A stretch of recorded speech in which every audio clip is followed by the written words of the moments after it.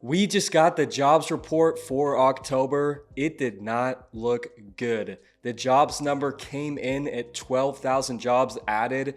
That is much less than the US government was expecting. They were expecting 110,000 jobs to be added in October. Just think about that for a second. We have 12,000 over here on one hand and 110,000 way over here. That is a huge disconnect, a huge miss for the economy. In this video, I'm going to get into why that 12,000 jobs number is even worse than it may sound. This is the lowest jobs number that we have seen on a jobs report in quite a while, I believe since 2020. And once we dig into the details and look at some of these past revisions, we're going to realize why this is a sign that the US economy is not doing great. Before we get into it, please make sure to hit that like button and that subscribe button. Really appreciate your support. So like I said, 12,000 jobs was the number that we got, super low. And this makes sense when we look at some of the news headlines we've been seeing throughout this year for the economy.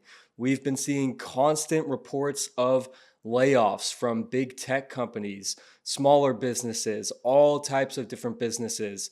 We've been seeing bankruptcies every month, and we've been seeing the unemployment number rise, although it's probably higher than that unemployment number that we get reported every month. So with layoffs, with bankruptcies, with unemployment rising, it makes sense that we would start to see less jobs being added to the economy. If people are getting laid off and losing their jobs, then it makes sense that we're not adding jobs. We're going to dig into some of the numbers here and see why these jobs numbers we get really aren't very accurate for looking at the health of the economy and how it really goes to the government's narrative. They kind of decide how these numbers look.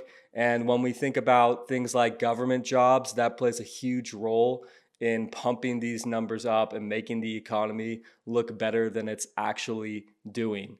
Now, on this news, we saw the dollar head down and we saw asset prices head up. We got the news of the number at 5:30 this morning, and this makes sense. We're still in an area where bad news is good news, because if we're getting this report that the economy really is not doing great, this is a really horrible jobs number, then it's more likely that we are going to see the Fed cut rates further, and it's more likely that we're going to see added liquidity in different ways into the economy through things like stimulus for small businesses, or it could be anything, right? They have so many different ways that they like to shoot liquidity into the economy. If we go ahead and take a look at this chart of the DXY, we could see that the dollar headed down around the time of this news. And this makes sense because the probability of a November rate cut headed higher. I took a look at Polymarket this morning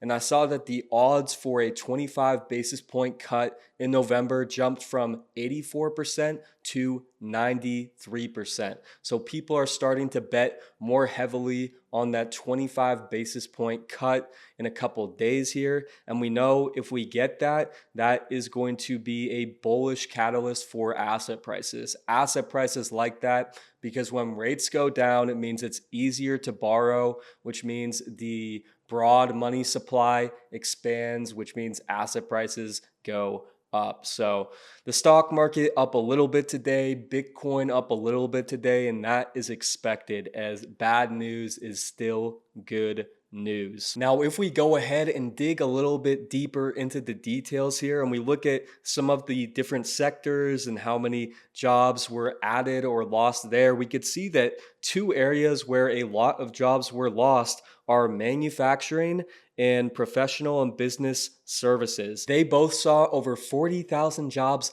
lost in the month. And when we think about these sectors and how important they are to the economy, manufacturing, how much are we producing as a country?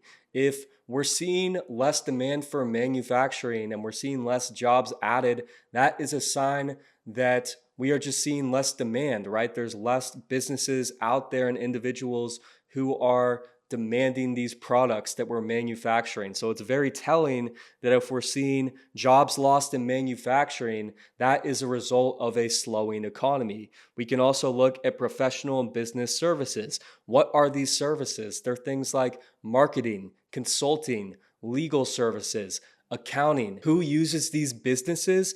Other businesses, right? If we're seeing jobs subtracted in this sector, that means that they are seeing less demand, they're seeing less clients, and this makes sense.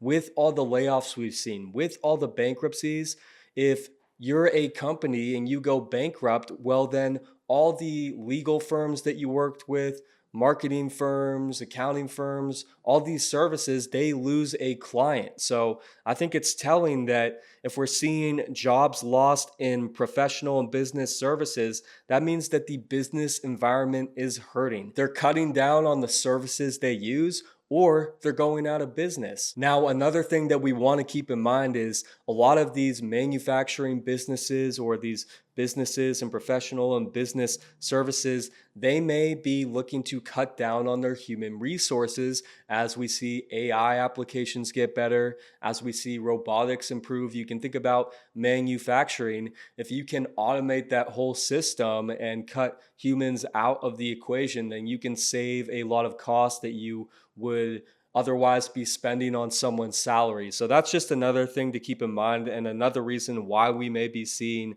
less jobs added and more jobs subtracted in these sectors. Another sector that I think we should look at is government jobs, because this is a major reason why this jobs number is so manipulated. If you look at this visual, we can see that there were about 40,000 government jobs added in October. But what are government jobs, and are they contributing to the economy? Are they helping the economy grow? When we think about a lot of these government jobs, they are just put in place to increase regulations, to increase scrutiny on other businesses. And this doesn't help businesses grow. This makes it harder for businesses to operate freely. And really, these jobs are actually hurting the economy. For example, we can look at the thousands of IRS agents that the government has added over the past year. These are just people who are coming down on other businesses and trying to extract more taxes out of them. But are they really helping the economy grow? These are human resources that could be used in another area. These are people that could be working and producing something that's helping our economy grow. So really, government jobs, for the most part, aren't helping the economy, they're hurting the economy. And we really want to be moving towards a smaller form of government, not a larger form of government, because when the government gets too big, it just makes it hard for the economy to operate. We need to think about what we want the government to do, what services we want the government to provide, and how the government can help us benefit as a society. When the government turns into this large machine and it really becomes too controlling, and it becomes like a business, which is what it is right now, this is when the country gets into problems. This is part of the reason why we're in the state we're in, with this huge amount of national debt and all these problems across society. So really, this is not good that we're seeing jobs constantly added in the government. Over the past 12 months, we've seen 487,000 government jobs added. That's a lot. And these are jobs that aren't helping the economy thrive. So when we think about the jobs number, we really need to take into account all these government jobs that are being added. Just in October, 40,000 government jobs added. So if we take away those government jobs, then we're looking at negative 28,000 jobs added instead of 12,000. Now, the last thing that I want to talk about are these jobs report revisions that we get, because we always typically get this jobs number revised down, which is something that people don't always pay attention to. They pay attention to the initial jobs report, but then over the next couple of months, we get this revised number that looks much worse. And it just shows that these jobs numbers are not very accurate. They're not a very good data point for the economic health, because they're always so off. They always revise it by such a large amount. If we look at this visual, we could see some of the jobs reports from previous months and some of these numbers. And just to start off, looking at these initial readings, we could see most of the previous months, we've seen jobs added at that initial reading in the hundreds of thousands. And then in October 2024, 12,000. So a huge drop off in that initial reading. And that's telling me that it's probably even worse. It'll be interesting to see what these revised reports look like. If we look at August 2024 at that initial reading jobs number, it's 142,000 jobs added. But if we look at that second revision number, it's 78,000 jobs added. That's crazy. That just shows that these jobs reports are not accurate, right? If you're revising your number that much, that shows that you are not doing a very good job. We can also see in a lot of these other months that they revise their numbers a lot, and they typically revise that jobs number down. So it's a little scary to me that the number, that initial reading number, is only 12,000 jobs added, because it makes you think, how much could they revise this down in a couple of months? And I find it hard to believe that we have been adding this many jobs the whole year. If you look at some of these prior months in 2024, with all these reports of layoffs that we've been seeing, all these data points that the economy is not doing great.